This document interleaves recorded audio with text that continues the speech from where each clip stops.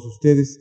Como bien se dijo, yo tuve el gusto de ser invitado a hacer la selección y el prólogo del volumen 6 de estos cuadernos de la cátedra, estos hermosos cuadernos, y voy a leerles un fragmento del prólogo, pero entiendo que la doctora Coral Aguirre va a hacer una valoración general de la colección. Entonces, si gustas comenzar.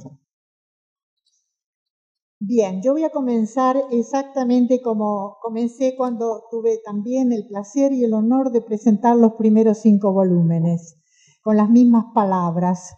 5 volúmenes coordinados por Carlos Fuentes y publicados en amorosa colección por el Gobierno de Nuevo León, el Tecnológico de Monterrey, la Fundación para las Letras Mexicanas, la Cátedra Alfonso Reyes y el Fondo de Cultura Económica inauguran el privilegio de realizar un viaje de exploración por la obra de Alfonso Reyes, Acucioso y Feliz.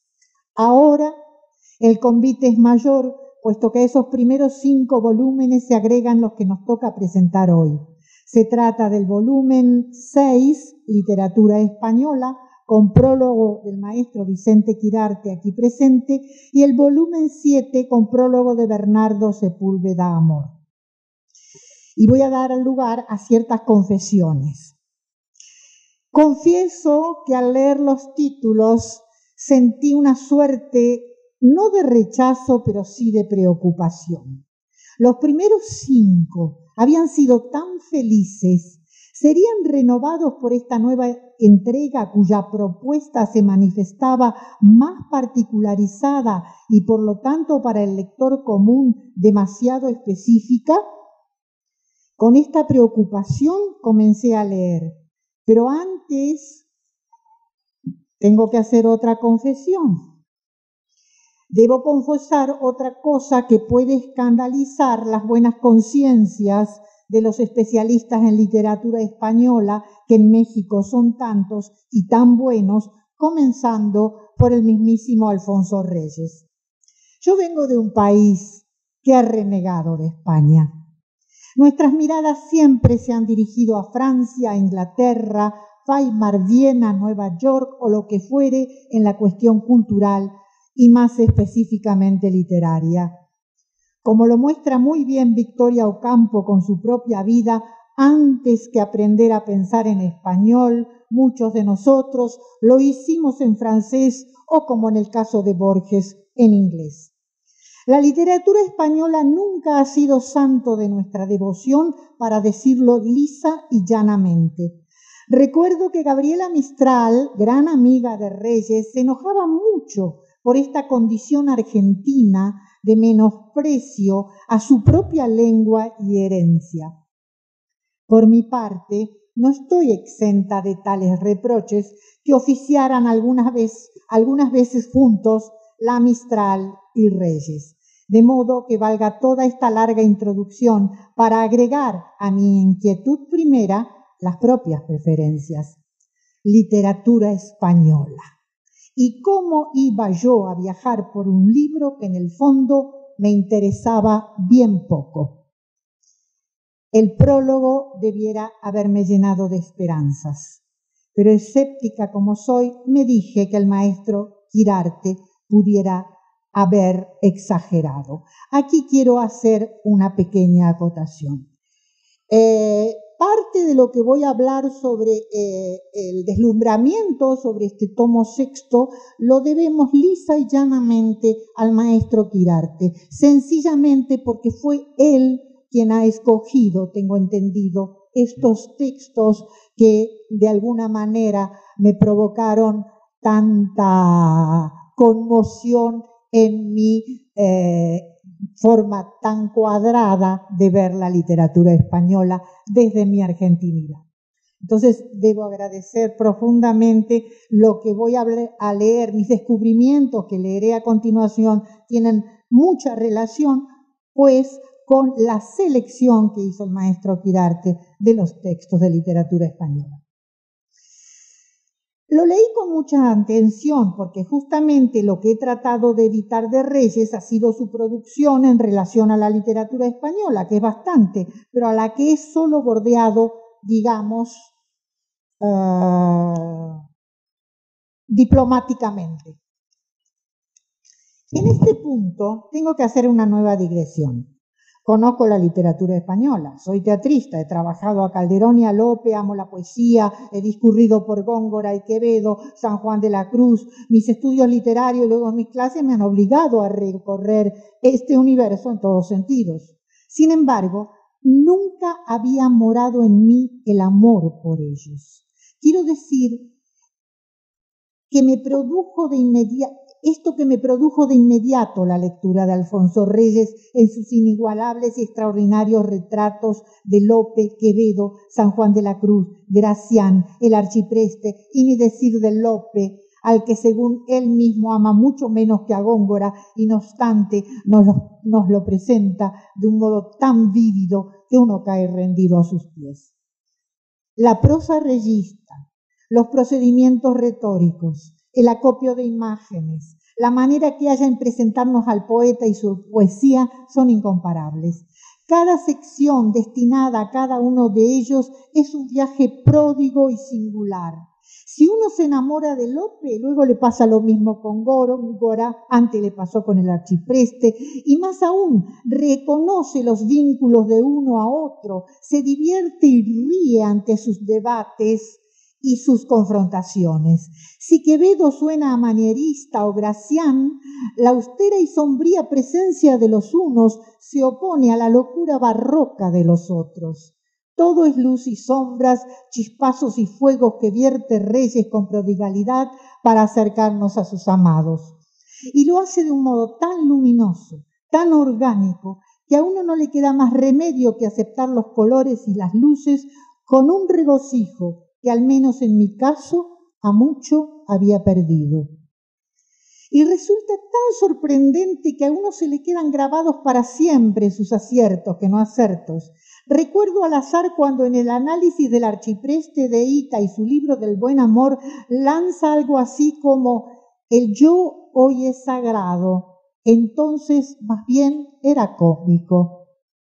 O bien dejándose llevar por la ocurrencia, dice Reyes, si el personaje no hubiera perdido su mula, ahora lo recordaríamos como el jamelgo de Don Quijote o el burro de Sancho Panza.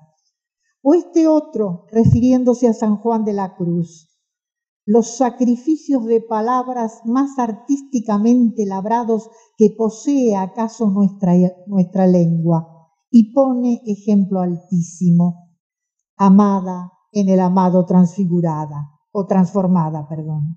Y luego esa capacidad suya para relacionar épocas, hombres, acciones, a Lope con el crítico francés Sainte-Beuve, o por el contrario las antípodas entre él y Flaubert. Y la plasticidad con que nos conmueve, porque lo que don Alfonso señala, de inmediato lo vemos delante de nuestros ojos. Quevedo puede figurar en los lienzos de Velázquez. Y en medio del arrobamiento por sus descripciones a propósito de la literatura española y sus protagonistas, uno se encuentra de pronto frente a la contundencia de una proposición que vulnera el alma. Se ha venido desestimando la profesión general de hombre, dice Reyes. Entonces es necesario detenerse para volver a leer. Se ha venido desestimando la profesión general de hombre, que sin duda tenían estos con los que ensaya. Dejo para concluir el comentario de este volumen, del sexto, sus disquisiciones a propósito de nuestro idioma y su amorosa labor pedagógica con que se cierra Ejercicios de Historia Literaria Española. En ambas secciones el autor se solaza, en una ofreciendo una especie de itinerario de la conformación de nuestra lengua, sus atajos, sus andares mayores, sus resonancias, y no puedo menos que llegada a este punto recordar la nostalgia de Voltaire cuando exclama: las montañas, las praderas, los bosques, la selva, en qué lengua, con qué sonidos, dice Voltaire, con cuáles letras se puede llegar a estas armonías y sonoridades. En cuanto a los ejercicios que cierran el volumen, el plan que Reyes ofrece al estudiante lleva toda la devoción de la que es capaz para poder soñar con nuestras propias incursiones, para que, enamorados, seamos capaces de la exploración que requiere nuestro acervo literario. El viaje a través de este volumen resulta espléndido y vuelvo a agradecer al maestro Quirarte la selección magnífica de los mismos. Paso ahora a comentar el segundo volumen, las relaciones internacionales. Allí estoy en mi salsa. Primero quisiera decir que el prólogo realizado por Sepúlveda Amor es una guía inapreciable. En ese prólogo tenemos la cartografía diplomática de Reyes, lo cual a la hora de la lectura de los trabajos que acompañan su tarea se vuelve indispensable. Por Sepúlveda sabemos así el paso de Reyes, de segundo secretario en la Embajada de París hasta la caída de Huerta. Luego Carranza lo dejará librado a sus propias fuerzas en Europa y será solo en 1920 cuando retome su rol diplomático en la Embajada de Madrid, donde se vuelve muy pronto primer secretario con el gobierno de Obregón.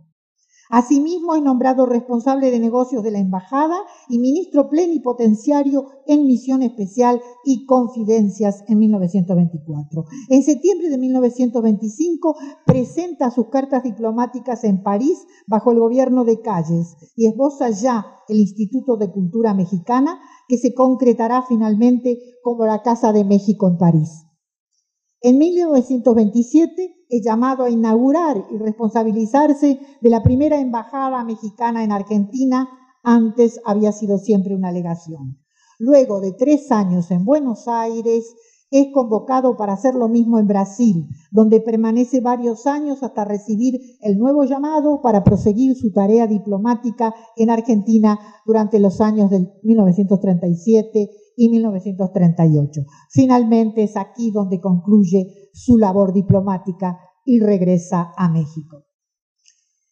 Cabe destacar que durante su estadía en el Cono Sur participó en la elaboración del Código de Paz, quizá uno de los documentos más importantes de la década de los 30 y que fuera esbozado en 1933 en Montevideo en la 7ª Conferencia Internacional Americana, convocada a raíz de los problemas sociales, económicos y políticos del Nuevo Mundo. En esta ocasión, y gracias a México, y a pesar de la confrontación que sostuviera con Argentina, se logra sancionar la no intervención de los estados en los asuntos internos de otro. Y el Código Paz ya abunda en lo que importaba más, no a la agresión por la fuerza de las armas, cualquiera fueran las razones políticas.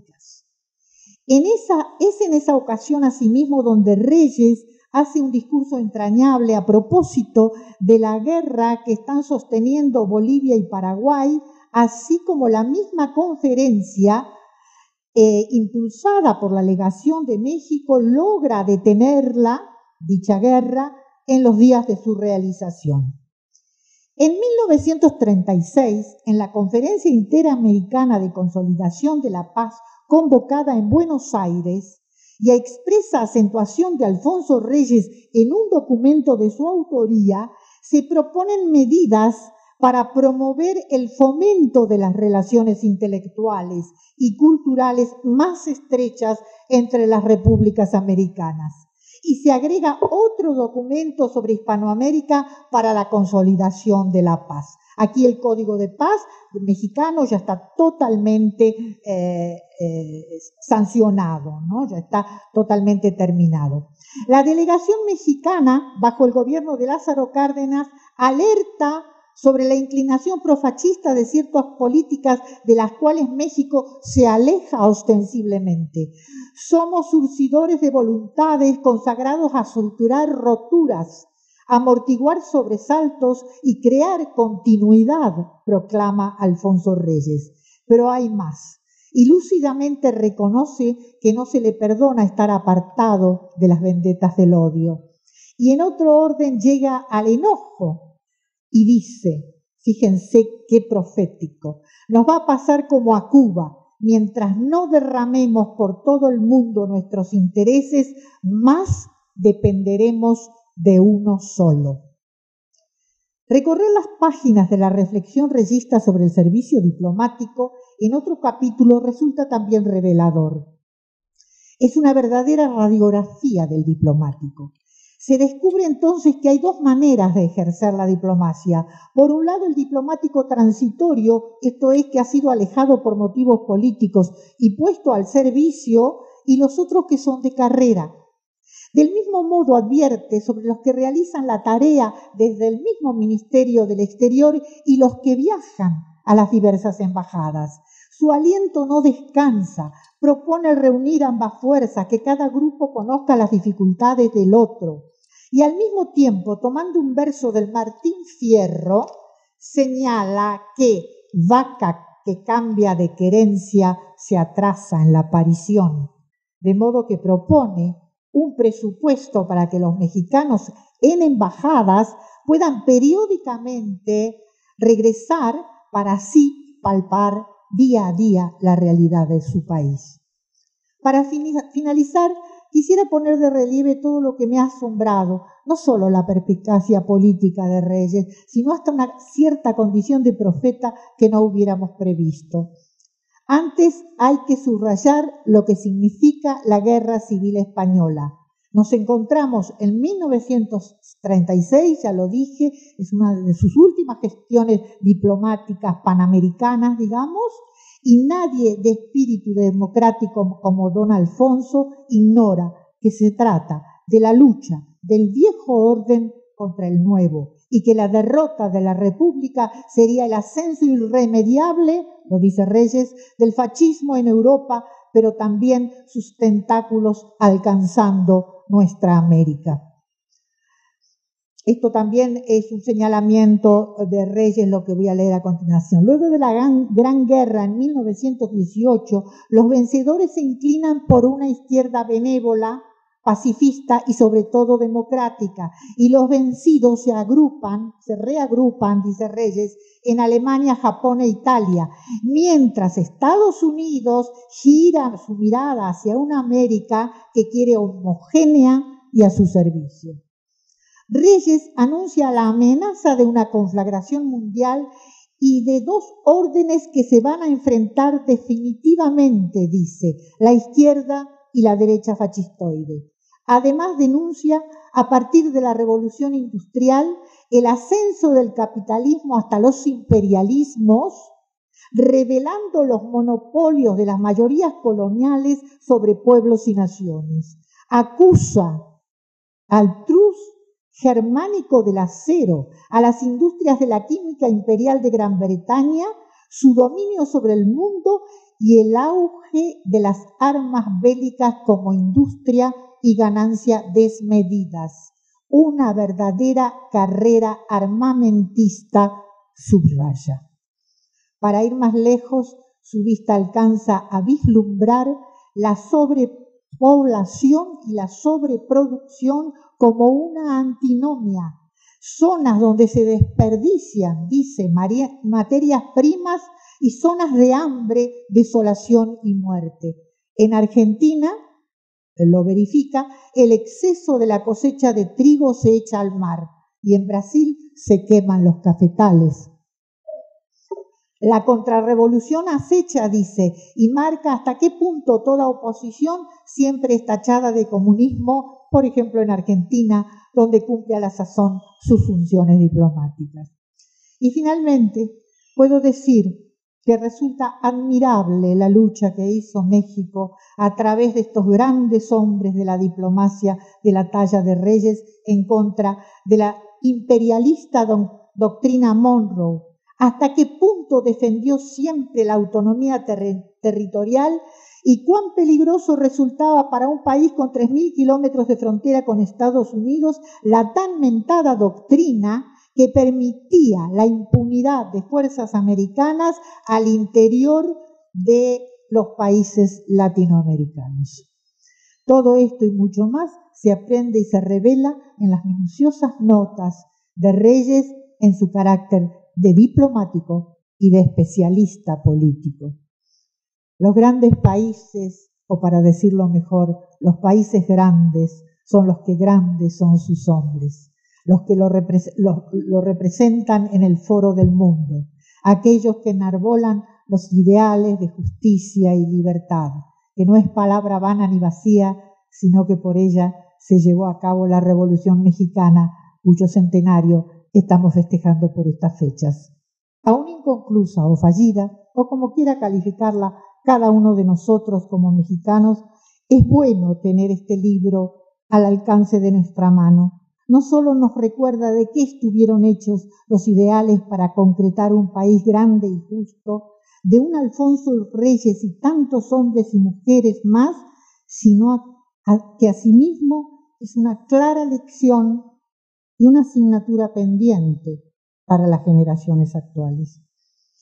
Bienvenidos, pues, estos dos volúmenes que arrancan luces desde el pasado para que podamos hacernos responsables en el presente y soñar mejor con lo que desde entonces nos alienta para el futuro. Gracias.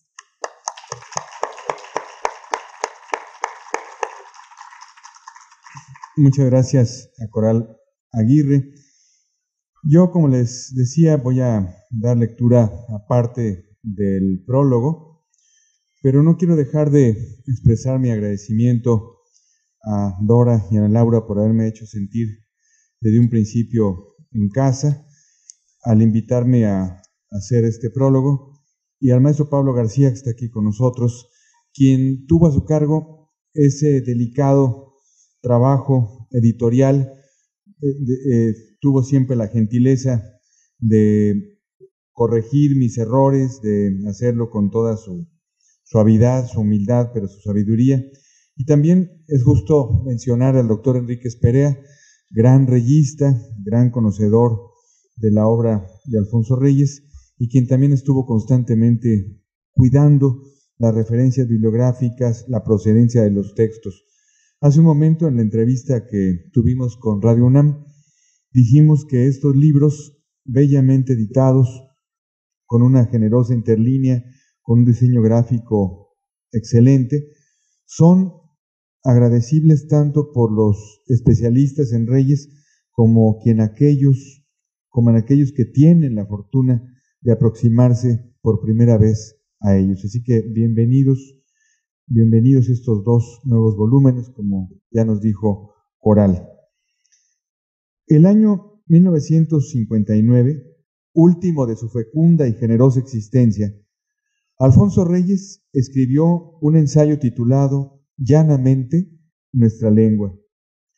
En la cima de su autoridad ética y estética, admirado por sus pares y lectores en México y el extranjero, Reyes expone con claridad y cortesía el origen, evolución y estado actual del medio que utilizamos para comunicarnos, tanto en la vida cotidiana como en la expresión artística.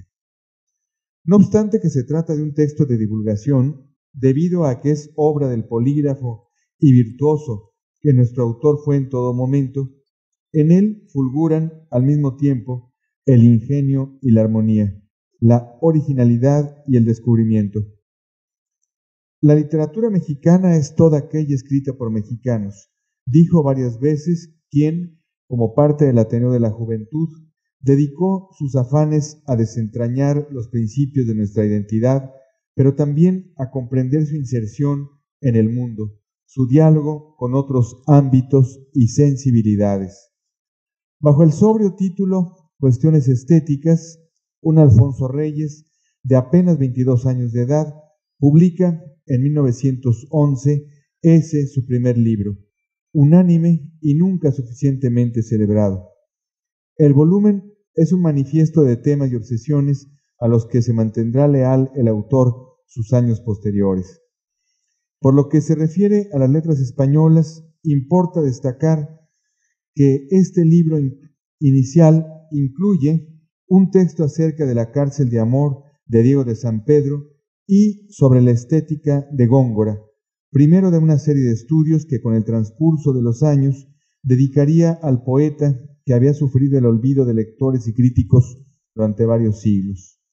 Igualmente notable resulta que este texto de Reyes haya sido originalmente una conferencia pronunciada en 1910, es decir, 17 años antes de que los poetas de la generación del 27 celebraran el tercer centenario de la muerte de Góngora. Un joven mexicano dedicaba su sensibilidad poética, antes que ellos, y su pasmosa penetración crítica para explicarse por qué un helenista y orientalista como Pedro de Valencia lo llamaba primer poeta entre los modernos. Los textos citados sobre Diego de San Pedro y Luis de Góngora aparecen en la que el propio Reyes denominará su primera etapa mexicana, antes de su salida a Europa en agosto de 1913, es decir, cuando su vida y la de su patria cambian de manera radical. La siguiente década de la existencia del joven pero ya experimentado Reyes estará dedicada a hundir aún más sus raíces en la sensibilidad española, pues en esas tierras vive de 1914 a 1924, desde los comienzos de la guerra europea hasta los comienzos de la dictadura militar. Reyes se descubre y descubre España, pero sin olvidar su esencia mexicana. No es casual que al tiempo que su pluma escribe en tierra extranjera otra de sus obras maestras, Visión de Anáhuac, 1917, la dedique a descubrir para sí y los otros a autores y obras españoles en estudios, prólogos y ediciones dedicados a ellos. El mismo año de la obra anterior publica Cartones de Madrid, producto de su encuentro con la ciudad. Una parte suya se lanza a la calle a explorar los hábitos y los cafés, la gente y el habla española. Otra se recluye en el Centro de Estudios Históricos de Madrid, donde se afina el erudito en ciernes que Reyes fue desde sus primeros años. De tal modo, el poeta y el académico desarrollan las armas que complementan y enriquecen ambas formas de traducción del mundo. Al pisar la península ibérica, Reyes no conoció a España. La reconoció porque ya había viajado por ella a través de lecturas. Sus excursiones a Toledo o Roncesvalles se transforman en diálogos con la herencia espiritual, en visiones que el escritor había anticipado en poemas, anales o en la rica historia española.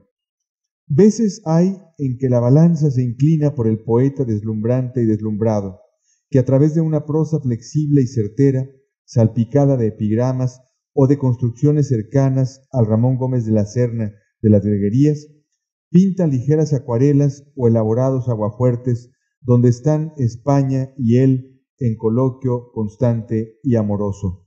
Otras en que la emoción cede su sitio a la disciplina filológica y a la demostración científica. En la lectura que hace de la ciudad de Madrid, no oculta nuestro escritor la admiración que siente por un antecesor suyo en el descubrimiento y lectura de esa urbe, Ramón de Mesoneros Romanos, el curioso parlante. Reyes se da cuenta de que una ciudad se capta a través de los sentidos, pero también de los autores que lo han antecedido en la exploración. En su elogio y defensa del flaneur, que fue Mesoneros Romanos, del callejero profesional que tiene que ser cualquier escritor moderno que se respete, Reyes hace un retrato de sí mismo, al menos del explorador insaciable que era en ese instante de su vida. Góngora fue, para nuestro autor, una devoción y una obsesión. Muy joven, ayudó a Raymond Fulch de Volk a editar las obras poéticas de don Luis de Góngora a partir del manuscrito Chacón custodiado por la Biblioteca Nacional de Madrid, las cuales aparecieron finalmente en 1921. Si, como antes se dijo, su preocupación por Góngora se había manifestado desde cuestiones estéticas, culmina en 1927 con la publicación de Cuestiones gongorinas, Aún más adelante publicaría Polifemo sin lágrimas, en un esfuerzo por traer a la claridad al ángel de tinieblas, como varios críticos superficiales, incapaces de ver en Góngora a quien consideraba, la poesía a pesar de las tinieblas clara. José Luis Martínez, amigo y gran estudioso de la obra del escritor regiomontano, publicó en 1992 el libro Guía para la navegación de Alfonso Reyes. Con su habitual disciplina y carácter sistematizador, hace una rigurosa anatomía del Reyes ensayista y clasifica su quehacer en este género en 10 divisiones. Aplicado a la visión que tuvo de la literatura española, semejante esquema demuestra, tan solo en los textos incluidos en este libro, que Reyes escribió textos de crítica literaria eminentemente eruditos, otros de corte circunstancial o los nacidos a partir de un suceso que da pie al escritor para meditar en problemas literarios, otros líricos, como el dedicado a San Juan de la Cruz y el que consagra a Baltasar Gracián a través del recurso del diálogo. En todos los casos, Reyes quiere enseñar al lector lo que él, a su vez, ha aprendido al estar en grata compañía. Él mismo confesó que sus páginas de las 2 series de capítulos de literatura española son ajustadas, unas al rigor filológico, otras escritas en el tono de voz que conviene a los públicos generales y algunos tocados de imaginación. Procuré entonces en este volumen no solo elegir algunas de las páginas más representativas de Reyes dedicadas a la literatura española, sino también aquellas que proporcionaran un espectro lo más amplio posible de sus formas de aproximación. Igualmente, traté de que los textos estén ordenados no conforme a las fechas de publicación, sino de acuerdo con la cronología de obras y autores tratados. Al hacerlo así, mi intención fue formar una breve, aunque heterodoxa, historia de la literatura española escrita por Alfonso Reyes. En una de las numerosas entrevistas que se le hicieron, Alfonso Reyes confesó: escribo porque vivo. La solidez y sinceridad de casi todas sus páginas provienen de su lealtad a semejante declaración de principios. Las dedicadas a presentar ante nuestros ojos los trabajos y los días de autores que manejaron el español con la misma habilidad y nobleza con que el Cid Campeador blandió su espada, están escritas no con erudición vacía, sino con la experiencia de quien hizo de su vida una forma de crear, de su escritura una forma de respirar. Por eso, sus autores españoles, los que hizo suyos y por lo tanto nuestros, están en sus páginas tan vivos. Muchas gracias.